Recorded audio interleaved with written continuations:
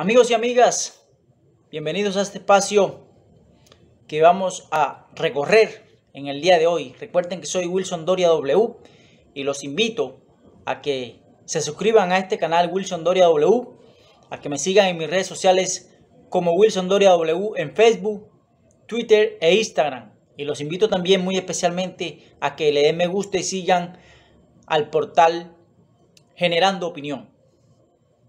El día de hoy vamos a sumergirnos en una historia bárbara, en una historia de dolor, de violencia, de sangre y de muerte. La historia real contada por tres personajes que hicieron parte fundamental en la horrible noche que sacudió al Urabá en la década de los 80, los 90 y principios de los 90. Los 80, 90 y principios del 2000. Estamos hablando de los señores Mario Agudelo, quien perteneció al EPL y al antiguo Frente Popular. También veremos la posición del señor José Antonio López Bula, quien hizo frente de la UP en su momento, Unión Patriótica. Y también vamos a tener en cuenta una pequeña versión que hicimos con el señor Teodoro Díaz Lobo, quien también fue un actor político y subversivo en su momento. Vamos a empezar entonces a escuchar cómo fue la historia real de la violencia que se vivió en el Urabá antioqueño. Empecemos por escuchar al señor Mario Agudelo. Al Partido Liberal y al Partido Conservador respectivamente.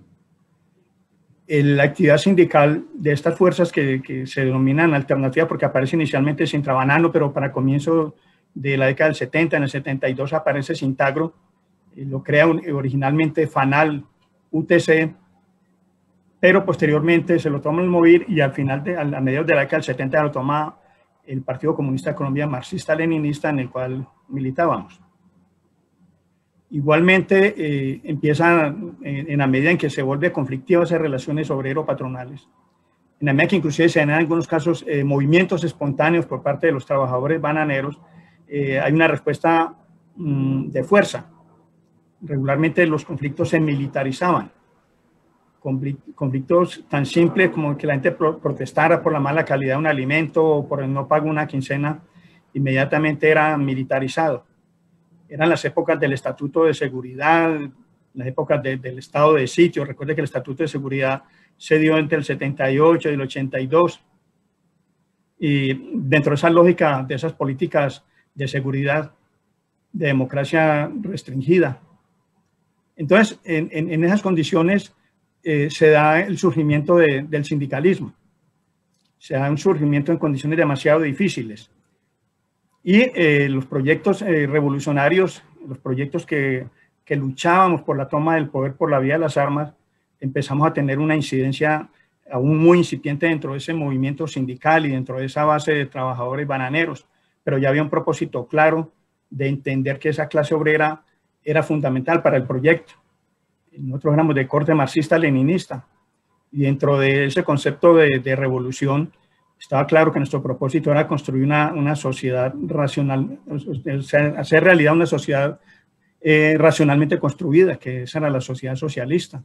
Consideramos que nosotros como partido, al igual lo consideraban otros, éramos los indicados y los llamados a dirigir y a hacer esa revolución con los trabajadores, con un contenido ideológico clasista, donde al centro estaba la lucha de clases y lógicamente el empresariado, la burguesía eran nuestros enemigos estratégicos y nuestro plan máximo con la toma del poder y con la construcción de la sociedad socialista era extinguirlos como clase social, expropiarlos, porque al fin y al cabo el gran mal de esta sociedad capitalista era la gran propiedad privada.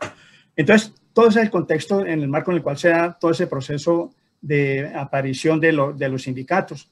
Lógicamente eso empieza a generar conflictos, y no solamente conflictos, sino que empiezan a generarse también problemas de violencia violencia en contra de los sindicatos, particularmente de los que se consideraban, hacían parte de la amenaza comunista. Es decir, convocamos una asamblea para reactivar a Sintagro. Sintagro en ese momento está en la clandestinidad porque a mediados del año 83 un dirigente fue asesinado y otro recibió un atentado y sabíamos que venía una campaña de exterminio, entonces tocó clandestinizarlo.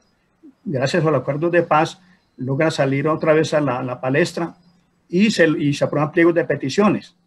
Inicialmente 10, un sindicato más o menos con 200 afiliados.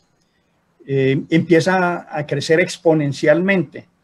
Tan así que para diciembre del 84 ya contábamos, en el caso de Sintagro, con más de 2.000 afiliados. Y ya no eran 10 pliegos de peticiones, ya hablamos más o menos de unos 30. Y para enero ya se habla de 4.700 afiliados. Y lo mismo, y empieza también a reactivarse Sintrabanano. Y se da como todo ese auge en ese sector de los trabajadores.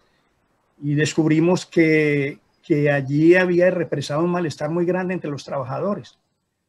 Yo recuerdo que para ese año 84, en diciembre, en la medida en que los bananeros no aceptaban sentarse a la mesa de negociación, a pesar de que los pliegos se presentaron en agosto, hicimos una jornada de protesta en el embarcadero Nueva Colonia en Turbo, y la idea nuestra era hacer un paro y una protesta con las 10 fincas que en ese momento están afiliadas al sindicato. En ese momento se movilizó un sector grande de todos los trabajadores de allá, de esas fincas, paralizaron, salieron y tomaron la cartera principal, obligaron a los empresarios a sentarse a negociar el pliego con la mediación del gobernador de Antioquia en ese tiempo, Alberto Vázquez Restrepo. Lo que yo quiero señalar es que a la hora de levantar ese paro, casi que no lo logramos, porque los trabajadores ya no querían levantar el paro. Manejaban una sed de venganza, de revancha muy grande. Nos planteaban que no le hace que se acabaran las fincas y que ellos aguantaran hambre, pero que ellos querían vengarse del nuevo liberalismo. Es decir, fue una época demasiado compleja, demasiado difícil, pero había un discurso. Y ese discurso tenía un título, la contrarrevolución. Porque ellos planteaban, como decía el coronel Velázquez, que en Urabá no es que iba a haber una revolución, sino que ya había habido una revolución, que había un poder popular, que habían casi que comunas y juntas patrióticas, planteaban que los habían expropiado, que ya había llegado el comunismo y que esas tierras expropiadas hacía parte de ese modelo de ese ejercicio del poder, que lo único que faltaba era firmar un acta de gobierno para declarar la independencia de Colombia. Y con el apoyo hablaban específicamente de Cuba y de Nicaragua. Hablaban de eso y planteaban que en ese tiempo lo que había que defender era la democracia, que en Urabá ya no existía la democracia porque se había establecido la dictadura del proletariado. A ver, hay que partir de una realidad y es la importancia geoestratégica, como decía el coronel Velázquez, de la región de Urabá. Y eso es importante para el desarrollo de lo legal y para el comercio y para la industria, para los desarrollos portuarios, pero también para la ilegalidad. Y la verdad es que Urabá ha estado en la mira de la ilegalidad desde sus mismos comienzos. Se tienen noticias desde la década del 70. Inicialmente el gran negocio fue el contrabando en gran escala. Contrabando sobre todo de licores, cigarrillos y en menor medida el contrabando electrodoméstico. Yo por ahí miraba una nota de senadores de la República que se quejaban que para el año de 1971 había 20 pistas clandestinas entre el norte de Urabá y el sur de Córdoba para esa operación de contrabando a gran escala. Eso fue mutando. Luego vino una época de lo que se llamó la bonanza marimbera. Urabá tuvo bonanza marimbera. No solamente sacaban la marihuana, sino que la producían. Inicialmente la producían en zonas de influencia del EPL y de la FARC para mediados y finales de la década del 70. Allí tuvieron dificultades porque estas organizaciones no estaban de acuerdo con que los campesinos de sus territorios sembraran marihuana. Mucho campesino vendió y se fue para Balboa y para esa parte del Atrato y del Darién a sembrar marihuana. Allí estaban los narcotraficantes que compraban la marihuana y la sacaban por el mar por barco, no sé cómo lo sacaban, pero tenían la manera de sacarlo. Inclusive hay noticias donde se afirmaba y se encontraba marihuana, inclusive en cajas de banano. Envenenaban las exportaciones y sacaban cajas de banano. Inclusive, en los mismos comienzos del 70 se hablaba de una mafia ecuatoriana que estaba encargada de sacar en pequeñas dosis también la coca. Para el 73 más o menos se hablaba de que fueron decomisados en unos pocos kilos de coca que iban en esos barcos. Entonces, ese elemento de la ilegalidad fue evolucionando, fue mutando.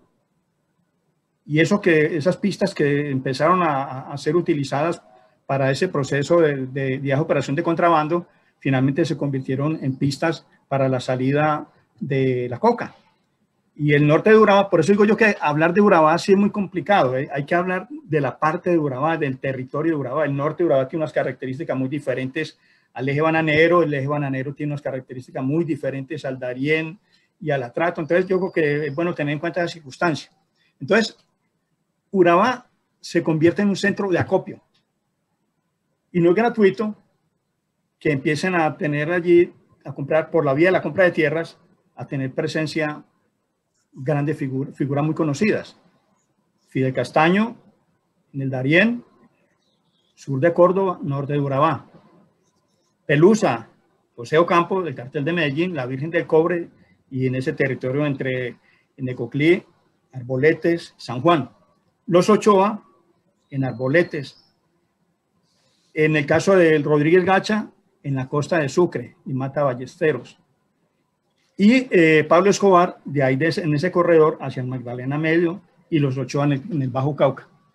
A tal punto que desde la década del 80, decía Carlos Miguel Ortiz, maneja eso como hipótesis, maneja la hipótesis de un corredor del narcotráfico. ¿Qué características tenían todas las compras y toda esa ubicación de estos narcos? Estaban cerquita de la costa. A ese proceso. Hay un apoyo de la institucionalidad local, como una cosa única en todos los procesos que había en la región, un apoyo grande. El Consejo Municipal de Apartado crea fondos de reinserción, se crean mesas de trabajo con profesionales, con la iglesia, con las administraciones municipales buscando apoyar la reincorporación. Se crea inclusive una asociación que llamó Convivir, que buscaba trabajar los procesos de reconciliación. Ahí estuvo, creo que José Antonio, estuvo Monseñor, y uno de los ejes de ese trabajo era la reincorporación la reinserción de los excombatientes del EPL. La concepción que nosotros teníamos de la desmovilización era entender que no bastaba con el ritual de la dejación de las armas, porque allí en Urabá había una guerra civil latente, que esa guerra civil le había costado cantidad de vidas de sindicalistas, de militantes de la izquierda, pero también de personajes de los partidos tradicionales, como Carlos Arturo Roldán, como Jaime Ortiz, empresario bananero, como dirigentes sindicales de las mismas centrales obreras tradicionales, de la CTC, de la UTC, de la CGT. Entendíamos que los conflictos laborales y sociales todavía tenían un trámite violento. Entonces nosotros hicimos la propuesta de un pacto social. En ese pacto social nos acompañó Monseñor Duarte Cancino, nos acompañó en la gobernación de Antioquia y lo firmamos con Augura, el sector sindical nuestro, Esperanza, Paz y Libertad, y Monseñor con la veeduría de la gobernación de Antioquia. Lo que buscaba ese pacto social, más allá de los contenidos, el objetivo fundamental era darle un trámite pacífico al conflicto sindical y al tema de tierras. Porque hay que recordar que a la hora de la desmovilización nosotros habíamos logrado invadir miles de hectáreas de tierra en el eje bananero. Y contra los que han dejado las armas. Antes de la desmovilización, en el campamento central de negociación del EPL, se tenía comunicación radial todos los días con Jacobo Arenas. Se le estaba enterando del desarrollo del proceso, cómo avanzaba. ¿Quién, perdón? Jacobo Arenas. Jacobo. Cuando hicimos el congreso del PSCML, el último congreso del PSCML, en Pueblo Nuevo, Necoclí, allí estuvo Milton, del ELN, y estuvo del secretario de la FARC, Iván Ríos. participaron del Congreso del PSCML y allí cada uno dio su saludo. De una manera muy cínica, Iván Ríos nos sentenció en el mismo Congreso nuestro. Planteó que estábamos afectando un proceso revolucionario en marcha, estábamos afectando a la unidad de la coordinadora guerrillera y que eso era un daño muy grande en la revolución. Ahí quedó el tema con ellos. En el caso de los paramilitares, el tema duro en ese momento no era en Urabá, era en el sur de Córdoba. Hay que recordar que estaba reciente la masacre de Pueblo Bello, cuando grupos dirigidos por Fidel Castaño secuestraron y asesinaron a 42 campesinos de este sector de Pueblo Bello, que era una zona de influencia. Seguido, vamos a observar un pequeño segmento de lo expresado en el programa Generando Opinión del señor Teodoro Díaz Lobo. Escuchemos. Presidente López, entonces nosotros aquí soportamos una cantidad de muertos y la FARC quiso entonces en aquel momento las controversias que teníamos aquí con la UP y el Partido Comunista quiso acabarnos y nos dio plazo para salir de la zona. Nos dijo que tenemos 48 o 72 horas para salir de la región. Digo, no, hombre, yo que voy, oye Wilson, yo tengo 15 años de estar en la guerrilla, para irme corriendo a la guerrilla, no, hombre. Eso. Por último, veamos lo que expresa el señor José Antonio López Bula, que quiero decirles que fueron versiones en la Comisión de la Verdad del proceso de paz. Escuchemos la versión del señor José Antonio López Bula.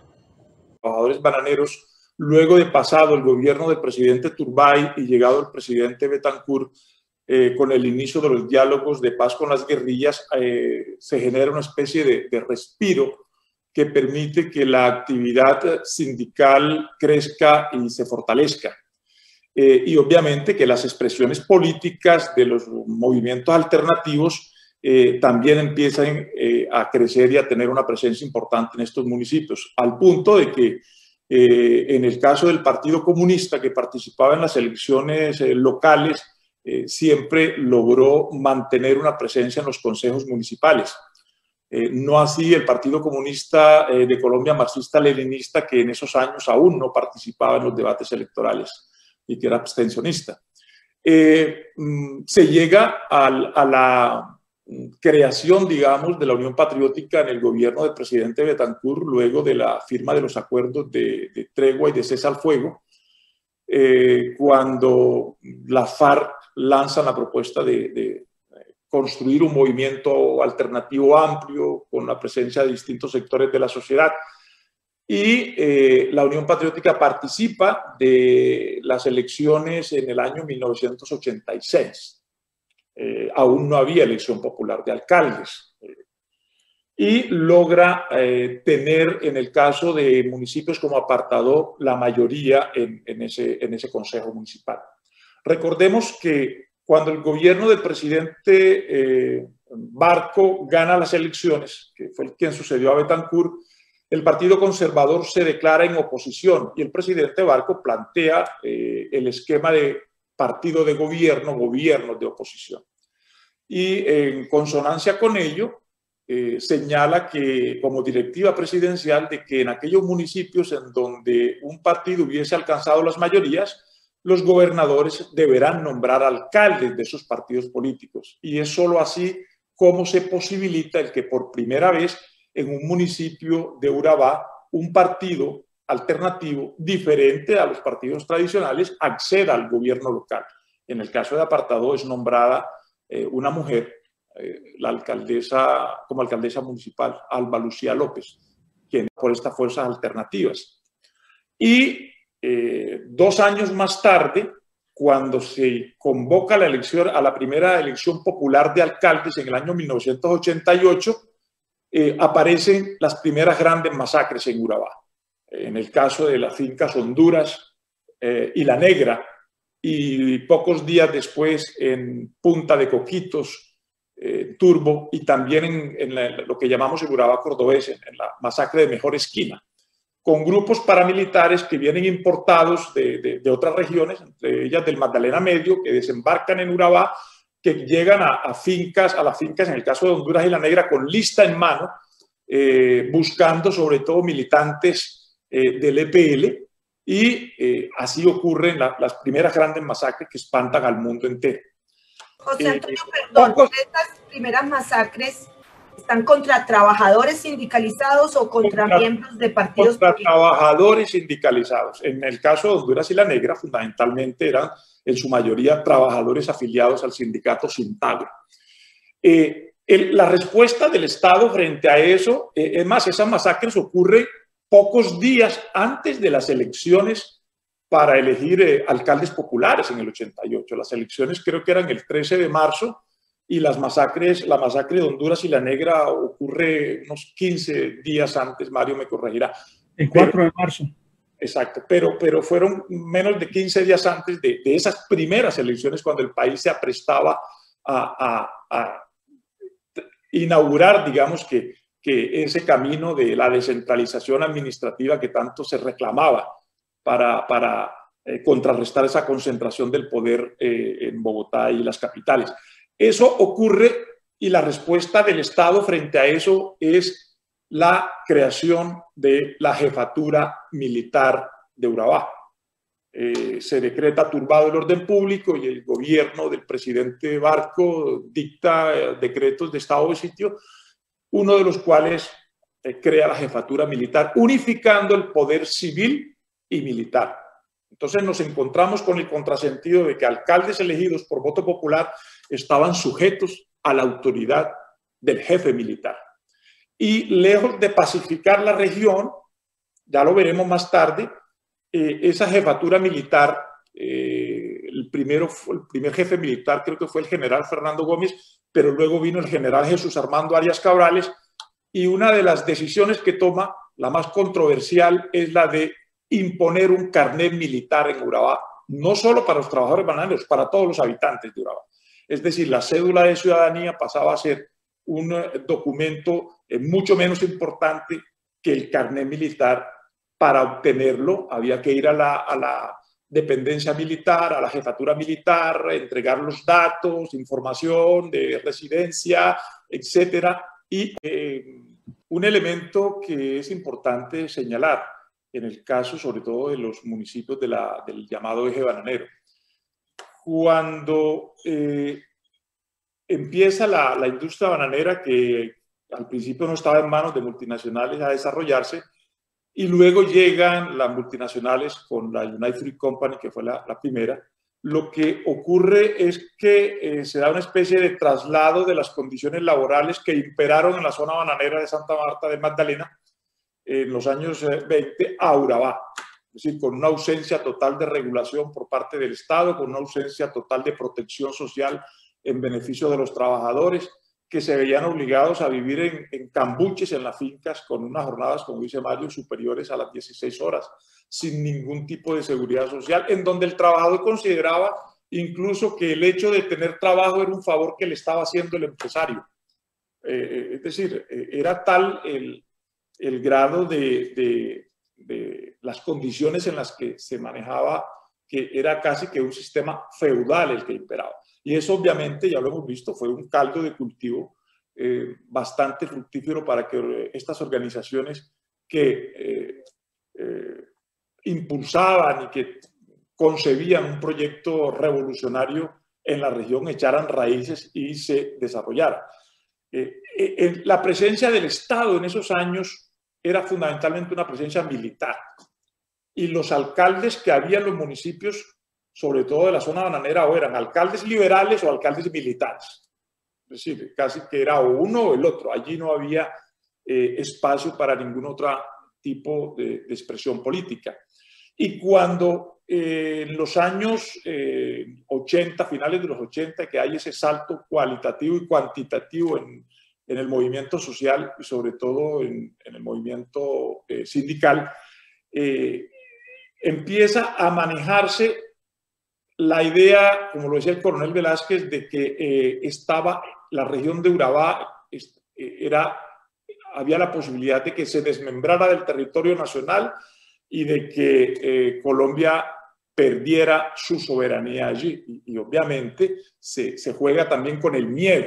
Yo recuerdo que la revista Semana publicó un artículo que fue muy famoso que se llamó La Contrarrevolución en Urabá, en donde bajo cubierta de anonimato algunos empresarios señalaban eso. Decían, y vamos a armarnos. No mencionaban la identidad, pero decían, y ya hay gente dispuesta a empuñar las armas para defendernos, porque lo que está en peligro pues es la soberanía del Estado aquí en esta región, y no nos vamos a dejar quitar lo que nosotros hemos logrado con nuestro trabajo y con nuestros capitales. Era un llamado pues casi que o una alerta o un anuncio que se hacía por parte de sectores empresariales de que iba a haber violencia, y mucha, en la región. Y esa violencia llegó muy rápido. Era un problema percibido en la región como de gran calado. Es más, el gobierno nacional no se refería, cuando hablaba de Urabá, al tema de narcotráfico. Para el gobierno el principal problema, para el Estado en su conjunto, el principal problema era la presencia de los grupos armados de la guerrilla, FARC y EPEL. Pero obviamente todo este proceso que se inicia en los años 70 y que culmina al final de los 90 es un proceso, a mi juicio, bien estratégicamente concebido para hacer de la región lo que finalmente se produjo.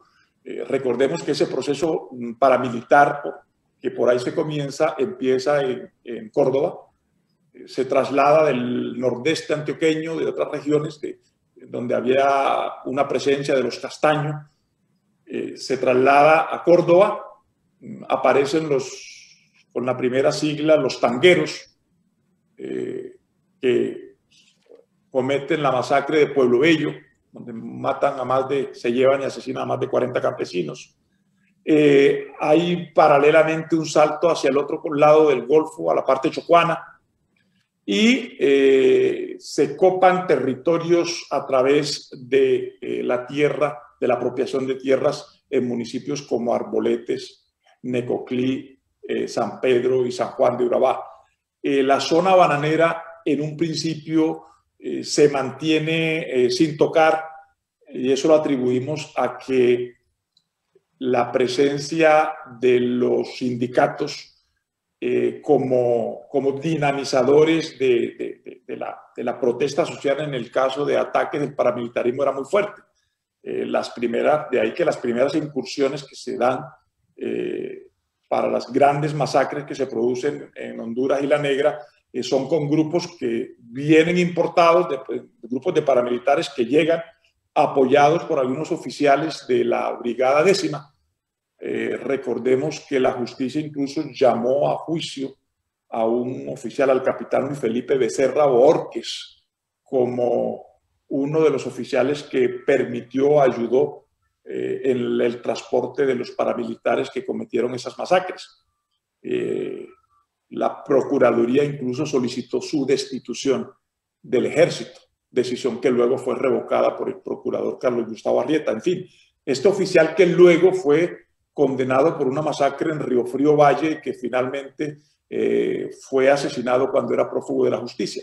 Es decir, esto para señalar que en la zona bananera, ese proyecto del narcotráfico que empieza a través de la presencia paramilitar se demoró mucho más en llegar y no se logra consolidar sino ya a finales de los años 90, en la segunda mitad de la década de los 90. Pero indudablemente que ese proyecto iba mucho más allá de la idea de que el problema era la presencia de los movimientos políticos alternativos en los gobiernos locales o la influencia creciente de la izquierda. Éramos un estorbo, indudablemente, porque no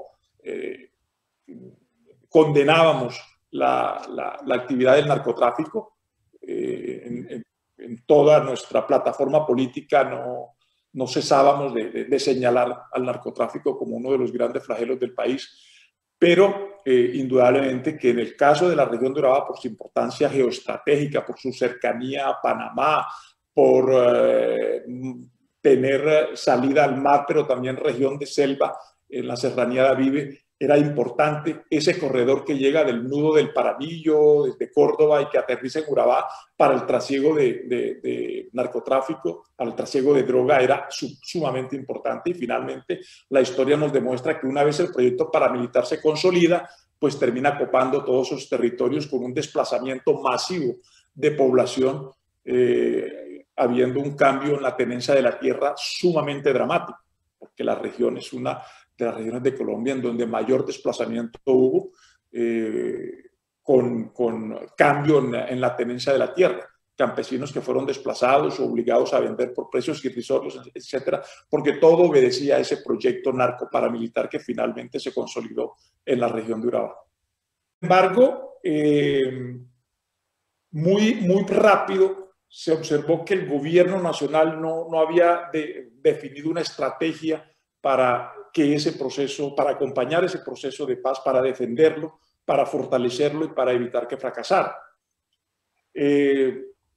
Los procesos productivos que se anunciaron no despegaban, los desmovilizados inclusive trataron de autoorganizarse con organizaciones creadas por ellos, con una fundación Progresar, en fin, trataron de sacar adelante ese proceso para evitar que los excombatientes cogieran otro rumbo, pero nosotros no percibimos un acompañamiento real del gobierno, pero sí de la sociedad civil, una implicación muy fuerte, liderados por la diócesis, por la alcaldía de Apartadó. En todo momento alimentábamos mesas de trabajo y nos convertimos en interlocutores ante la gobernación de Antioquia y ante el mismo gobierno para que el proceso realmente fuera un éxito.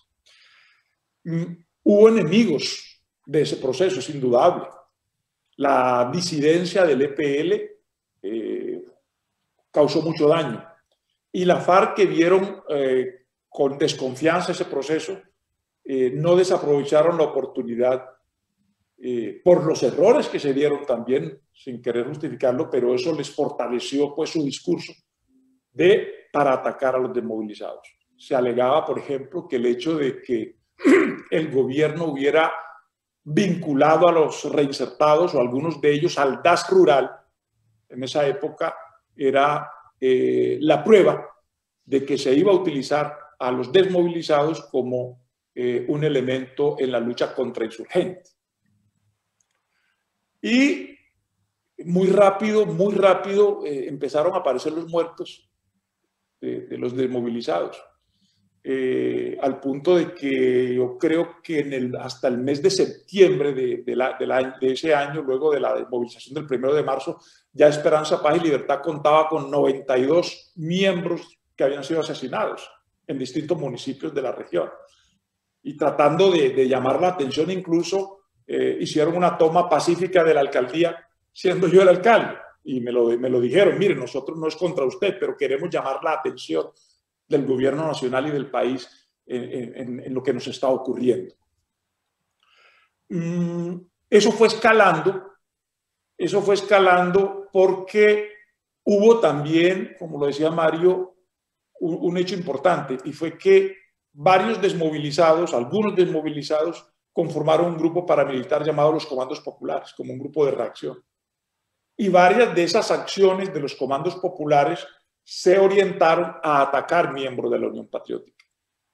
Es decir, se llegó al contrasentido de que una agresión de las FARC contra los desmovilizados, a esa agresión se respondía con una de los Comandos Populares, no en contra de la FARC, en contra de miembros de la Unión Patriótica.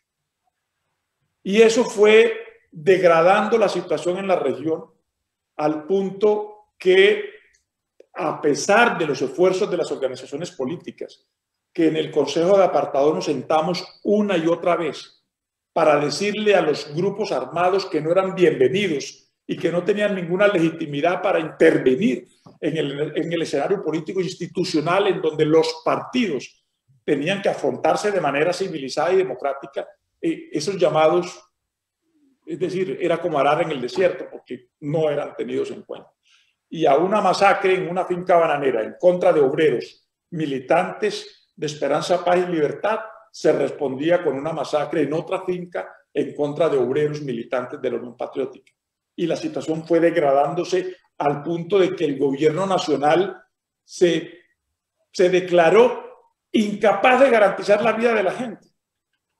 Es decir, se sucedían reuniones interminables y a una y a otra masacre asistíamos a una comisión que llegaba a Urabá encabezada por el ministro de gobierno, en el caso del doctor de la época del presidente Gavidia era Fabio Villegas, o de delegados de la gobernación de Antioquia, generábamos pronunciamientos colectivos, pero no, la situación no mejoraba. Es cierto, la FARC se mantuvo en una actitud bastante demencial, de agresión incluso a la población civil. La primera manifestación pública convocada en Colombia en contra de actos de la FARC ocurrió en Apartadó, liderada por la alcaldía de un alcalde de la UP, en compañía de la Iglesia Católica. Es decir, a una acción como el asesinato del alcalde de Chigorodó, alcalde popular, Afranio Vaca, asesinado por la FARC, la Unión Patriótica respondió diciendo: no vamos a presentar candidatos en las elecciones que se van a realizar para reemplazar al alcalde que se asesinó, porque no podemos prestarnos para que un alcalde popular asesinado por la guerrilla, ahora vayamos nosotros a disputar el espacio que él deja. Respaldaremos al alcalde que escoja el Partido Liberal al cual pertenecía el alcalde asesinado. Eran hechos políticos que demostraban de manera cierta y real que nos deslindábamos por completo de las acciones de la FARC que iban en contra de la población civil, pero eso no bastó para que nosotros fuéramos, digamos que, dejados a un lado en esa espiral de violencia, sino que por el contrario, fuimos víctimas también, de la misma manera como lo fue Esperanza, Paz y Libertad, nosotros también. Pero, sí. Perdón, sí, sigue. Y de una en otra masacre llegamos a lo más irracional, que fue la masacre de la Chinita, que merecerá un capítulo especial ocurrido el 23 de enero de 1994. Pero... usted ya no era alcalde, ¿verdad? No, yo fui alcalde, la Chinita. La Chinita era un predio de más de 100 hectáreas en todo el centro de Apartadó. Un predio que pertenecía a la familia... Gavidia. A la familia Gavidia, el doctor Guillermo Gavidia, padre del gobernador de Antioquia recientemente detenido, el doctor Aníbal Gavidia. Y era una finca que se mantenía en todo el centro de Apartadó, digamos que como una finca de engorde. La finca Chinita tenía una parte que estaba en producción bananera y otra parte que era esa y que no se explotaba económicamente. Hubo una primera invasión, siendo yo el alcalde de Apartadó, orientada por Esperanza, Paz y Libertad. Logramos negociar los terrenos. Fue muy difícil negociar esos terrenos con el doctor Gavidia, pero con la ayuda del gobernador de Antioquia en ese entonces, el doctor Gilberto Echeverri, de Monseñor Isaías Duarte, logramos negociar unas tierras para ubicar a 980 familias en lo que hoy se conoce como el barrio La Paz, en Apartadó. Pero luego, al final de mi mandato, se dio la invasión del resto de la finca, orientada también por Esperanza, Paz y Libertad. Ya yo estaba de salida.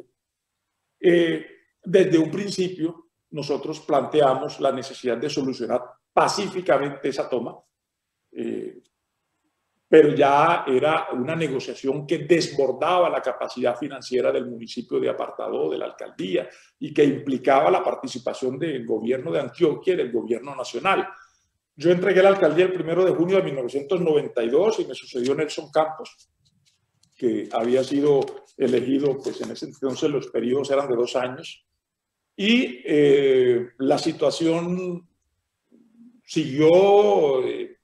El doctor Gaviria instauró una acción de tutela exigiendo la devolución de la finca. El municipio, la alcaldía de Apartadó, nunca consideró la posibilidad de expulsar a los invasores.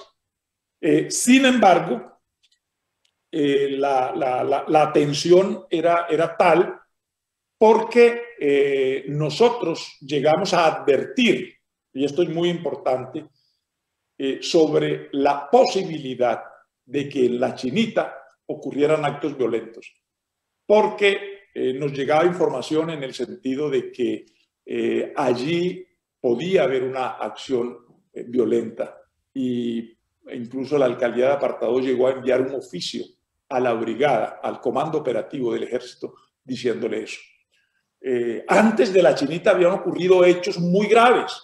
Es que no podemos olvidarnos que, por ejemplo, el asesinato del presidente de Sintrainagro, Jesús Alirio Guevara, concejal de Apartadó, asesinado. Yo recuerdo que yo estaba en mi oficina, ya yo no era alcalde, cuando llegó Mario Agudelo a decirme que habían secuestrado a Alirio Guevara. Y de inmediato tratamos de averiguar quién lo tenía, etcétera. Cuando a las 2 horas Mario me llamó y me dijo, no, ya encontraron mi cadáver, ya lo asesinaron.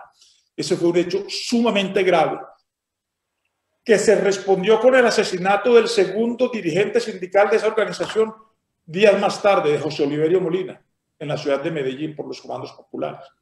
Es decir, a una acción de la guerrilla se respondía con otra acción en contra de un dirigente de la Unión Patriótica, y las fuerzas políticas e institucionales nos vimos desbordadas por la acción de los grupos armados que nunca respetaron los llamados de la sociedad civil para que cesaran en esos ataques.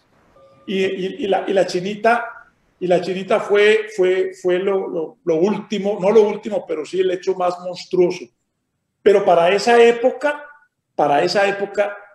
y yo lo quiero señalar, ya estaba en marcha lo que se conocería después y que nosotros denunciamos en su momento como el llamado Plan Retorno, que el Plan Retorno no era otra cosa sino una estrategia coordinada entre sectores empresariales, grupos paramilitares y partidos políticos tradicionales para retomar el poder local en los municipios y expulsar a la Unión Patriótica. Ya había un expediente andando en la Fiscalía para el año 1993, en donde ya existía la justicia sin rostro, que había sido creada como elemento de lucha antiterrorista por el gobierno para combatir al narcoterrorismo de Pablo Escobar, y que fue aplicada para llevar a la cárcel a muchos líderes sociales y personas de la oposición.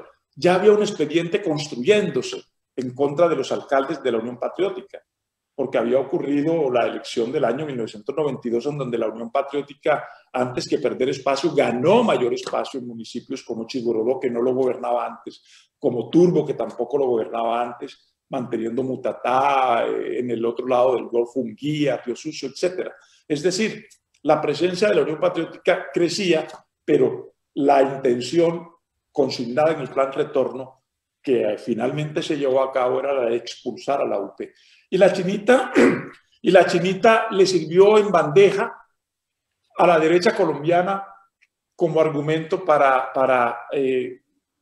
fortalecer esa estrategia de exterminio de la UP, jurídico y físico, porque fue utilizada la justicia como elemento de persecución política para llevarnos a la cárcel. Es decir, como por arte de magia, primero llega una fiscal delegada ante el Tribunal Nacional, que se supone de las más altas calidades, enviada por el doctor de Grave para investigar la masacre. Lo primero que hace esa fiscal es que no ocupa las oficinas de la Fiscalía, sino que se instala al interior de la Brigada Militar. Y desde allí despacha y recibe más de 30 personas que llegan a declarar como testigos sin rostro. Testigos 001, 002, 003. A decir, yo vengo a declarar frente a lo que ocurrió en la Chinita. Y los testimonios son calcados los unos detrás de los otros. Más o menos coinciden todos. En decir, hubo una reunión entre dirigentes de la Unión Patriótica y el Quinto Frente de la FARC en tal fecha, en el Alto de Mulatos, en donde se planeó la masacre. Y los alcaldes fueron detenidos y los principales líderes de la UP fueron llevados a la cárcel en plena campaña electoral. Yo era candidato al Congreso de la República en las elecciones que habían de celebrarse en el año 1994, candidato a la Cámara por Antioquia. Y fui detenido pocos días. Las elecciones eran el 11 de marzo y yo fui detenido el 14 de febrero. Es decir, fue toda una estrategia que utiliza un hecho doloroso y repudiable como el de la masacre de La Chinita, en donde se utiliza eso para llevar a los líderes de la UP a la cárcel sin importar realmente investigar qué ocurrió y castigar a los verdaderos responsables. La FARC nunca asumió públicamente su participación en los hechos de la masacre, solamente lo vinieron a asumir después de la desmovilización, que fueron a pedir perdón. Pero líderes de la Unión Patriótica miembros de la Unión Patriótica permanecimos, en mi caso yo permanecí 5 años, otros permanecieron 11 años, hasta que la Corte Suprema tumbó ese proceso, porque descubrió las peores irregularidades de tipo procesal y de garantías. Es decir, yo me salvé porque la fecha en la que decían que yo había estado reunido con la guerrilla de la FARC en el Alto Mulatos coincidía con la fecha en la que mi mujer estaba dando a luz, teniendo el parto de nuestro hijo en una clínica en Medellín. Y había registros de mi permanencia en la clínica, videos, y que estaba yo pagando ese día en Medellín el parto con mi tarjeta de crédito, etc. Y muchos testimonios pues señalaron que yo, primero que mi trayectoria no obedecía pues a la de eso que se narraba en el expediente, sino que por el contrario, había de manera cierta y sincera estado convencido del proceso, de las bondades del proceso de desmovilización del EPL, respaldado ese proceso, criticado las acciones de la guerrilla en contra de la población civil y que mal podría estar patrocinando una masacre en una región en donde tenía yo el mayor respaldo político y electoral a menos de 15 o 20 días de celebrarse las elecciones. Era un contrasentido. Pero eso no bastó para que la Fiscalía cambiara su tesis y señalara de que no, el móvil era atacar al movimiento Esperanza, Paz y Libertad, porque lo veíamos, según la Fiscalía, como una amenaza a la hegemonía, decía, política de la UP o a la presencia de la UP en las alcaldías. El movimiento Esperanza, Paz y Libertad participó en esas elecciones. Ya yo no podía retirarme porque ya los plazos habían vencido. Yo seguí desde la cárcel el desarrollo de esas votaciones y aún así obtuve una mayor votación estando preso a pesar de la campaña de desinformación, de desprestigio en los medios nacionales, pero obtuve una mayor votación que Darío Mejía, que era el candidato de Esperanza, Paz y Libertad en ese momento a la Cámara por Antioquia. Es decir, hubo todo un escenario construido en la tesis de que hubo una conjunción entre FARC y Unión Patriótica para golpear al movimiento Esperanza, Paz y Libertad a través concretamente de masacres como lo de La Chinita, para llevar a gente inocente a la cárcel, es decir, para desdoro de la justicia, con funcionarios que luego se vieron comprometidos en investigaciones muy complejas. La fiscal sin rostro que instruyó ese proceso luego fue destituida de la fiscalía por el fiscal Gómez Méndez.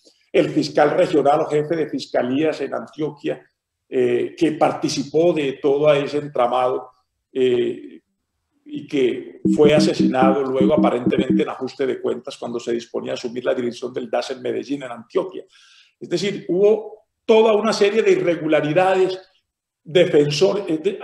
líderes de la UP que no tenían abogados y la fiscal les nombraba como abogado defensor que los asistiera en los procesos de indagatoria a oficiales y soldados de la brigada.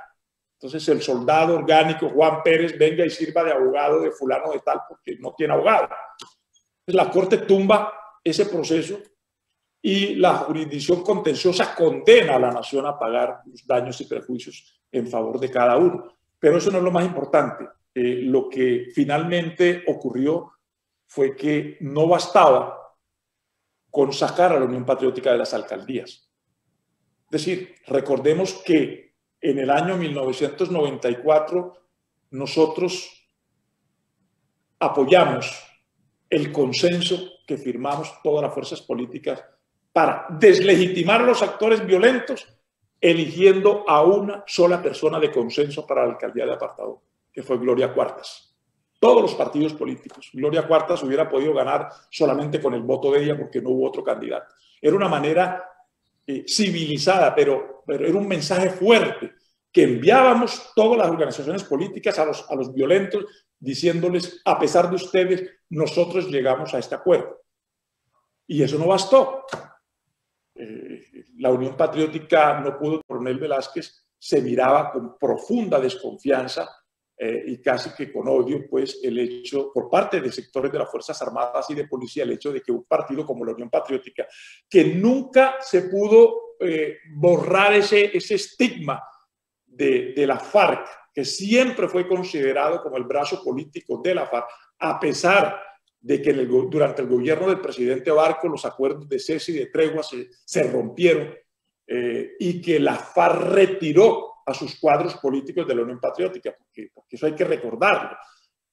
Las FARC en un principio desplegaron unos cuadros políticos para fundar y organizar la Unión Patriótica. Los más reconocidos, recordemos, fueron Braulio Herrera, Iván Márquez, pero luego cuando la guerra sucia empezó y empezaron a caer asesinados líderes de la Unión Patriótica a lo largo y ancho del país, las FARC como miembro, como parte integrante de la Unión Patriótica fueron los primeros que recuperaron a su gente y volvieron al monte. Y en la Unión Patriótica quedamos ¿quiénes? Los que habíamos llegado de la academia, de las universidades, de los núcleos estudiantiles, de la producción bananera en el caso de Urabá. Es decir, pero el estigma siguió y esa aureola, pues, y esa sindicación que siempre pendió como una espada de Damocles en contra de los militantes de la Unión Patriótica se mantuvo por parte de sectores del Estado.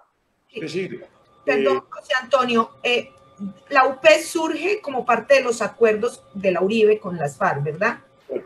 ¿En algún momento hay una ruptura oficial entre la UP y las FARC? En un momento hay el retiro de la FARC de la Unión Patriótica. Es decir, la FARC decide que no participa más porque no hay garantías y se rompen los acuerdos de tregua y de cesar al fuego. Yo recuerdo, el coronel Velázquez podrá precisarme un dato, pero durante el gobierno de Barco, cuando teóricamente los acuerdos estaban vigentes, la FARC señalaba y denunciaba que había hostigamiento del ejército y se produjo un atentado bomba que mató creo que a 15 militares en el Caquetá. Y en ese momento, siendo presidente Virgilio Barco y ministro de Defensa, creo que era el general Zamudio, los acuerdos en la práctica estaban ya rotos y la FARC ya había recuperado a sus cuadros.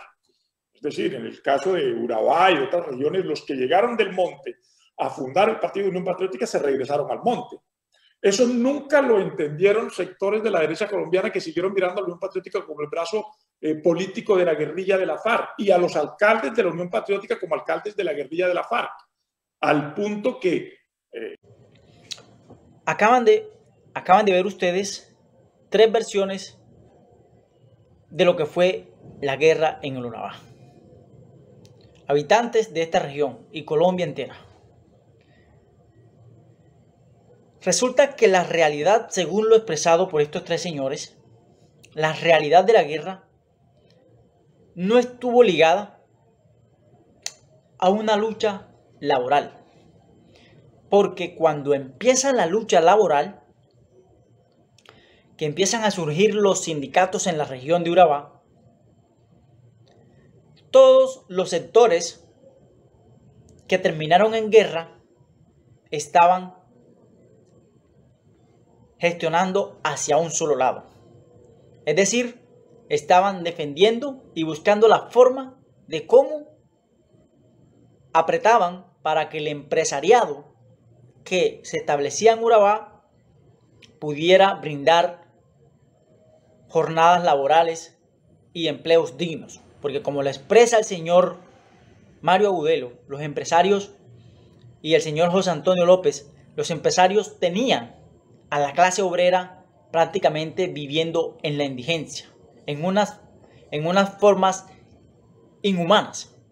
Y la lucha laboral entonces confluía todos en un mismo sentido.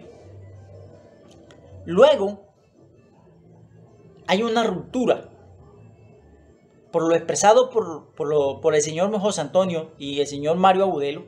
hay una ruptura que se da por la presencia política de diferentes actores. Resulta que Colombia siempre vio a Urabá, el Estado colombiano siempre vio a la región en sus inicios como una región apartada de la realidad colombiana, porque estaba siendo, según el gobierno, coartada por grupos denominados comunistas y de la corriente socialista que en su momento llamaron los señores del EPL. Entonces el Estado tenía ese miedo de que en Urabá se empezaran a construir precisamente ese escalafón que más tarde llegaría hasta el interior. Por esto, el gobierno empieza a tejer toda una parlafernaria, una estrategia para sacar políticamente a los actores que estaban gobernando en la región de Urabá. Llámese Frente Popular o UP. Pero hay un hecho trascendental. Luego, lo decía el señor Mario Agudelo y el señor López Bula, luego de la entrega de las armas del EPL, empieza toda un camino de odio, de venganza. Porque antes de eso, los trabajadores, como lo decía el señor Mario Agudelo, los trabajadores sentían una presión, una rabia, una sed de venganza por las condiciones en que el empresariado tenía a los trabajadores. Había una sed de venganza por parte de los trabajadores. Pero resulta que los trabajadores no tenían las armas. Los trabajadores eran parte del movimiento sindical de uno u otro sindicato.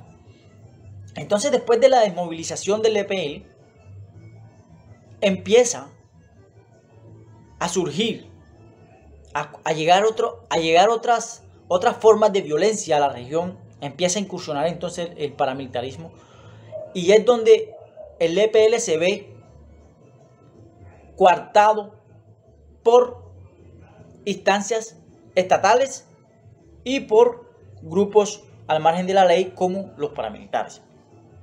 En ese sentido, la FARC,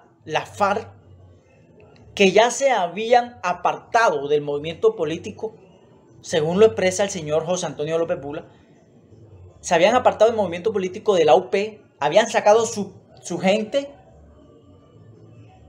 de la UP y se habían incrustado al monte, porque vieron una amenaza latente de exterminación de todos los miembros de la UP. Luego, hay un momento, según lo expresado por el señor Mario Agudelo, en el que el EPL hace un acuerdo, un pacto social con sectores de la sociedad, con el Estado y la gobernación de Antioquia, que recordemos que para esos tiempos el gobernador era el señor Álvaro Uribe. Hacen un pacto y les dan la posibilidad de que el EPL, Esperanza, Paz y Libertad, cree unas entidades, entre ellas Convivir, un proyecto productivo y unas agencias que respaldaban el proceso de paz. Es ahí donde empieza como la dicotomía, y miembros de la FARC, no de la UP, miembros de la FARC, empiezan a atacar a los militantes del EPL, de Esperanza, Paz y Libertad, y a exterminarlos. ¿Sí? Es entonces donde el EPL llega y algunas fracciones, disidencias del EPL, como se ven amenazados, crean unos grupos llamados los comandos populares. Estos comandos populares eran los encargados de acabar o asesinar al que estuviera alineado a la gente de la UP, de la Esperanza, Paz y Libertad, o en su momento a la línea política de la UP. ¿Por qué? Porque la gente de la FARC, o sea, era la gente de la FARC, no la gente de la UP, era la gente de la FARC. Lo que yo entiendo, era la gente de la FARC la que estaba haciendo el daño, no la gente de la UP. Ahora, no sé si en el fondo los militantes de la UP tenían manejos oscuros con la gente de la FARC. Eso queda porque no ha salido a la luz pública. Pero pudiese ser, no vamos a meter las manos a la candela. En ese sentido, fíjense ustedes que la guerra empieza a recrudecerse entre esos dos bandos, el EPL y la gente de la UP o la gente de la FARC. Y empieza a recrudecerse la violencia. Llegan entonces, empiezan a entrar por el norte la gente de los paramilitares. Y esta gente de los comandos empieza a hacer negociaciones con precisamente la gente de los paramilitares. Y es donde se recrudece la violencia y la UP es exterminada. La UP como partido político. Ahora, hay algo en todo esto que me llama la atención. Y es lo siguiente. ¿Por qué siempre el trabajador que no tenía nada que ver con los grupos ilegales, simplemente que tenía una militancia en los sindicatos, entonces el trabajador quedó en medio del fuego cruzado? Y como lo decía el señor José Antonio López Bula, había una masacre de gente en una finca que tenía afinidad con Esperanza, Paz y Libertad, y la respuesta era masacre en una finca que tenía afiliados a otro sindicato. Eso queda en el stand-by porque siempre son los más humildes los que quedan en medio de las violencias. Esa es la historia y la verdad que se va construyendo de lo que realmente pasó en la zona de Urabá. Muy pronto tendrán otro video, otro análisis de la verdad que está saliendo a la luz pública. Muchas gracias y recuerden suscribirse a este canal, Wilson Doria W, y compartir los videos.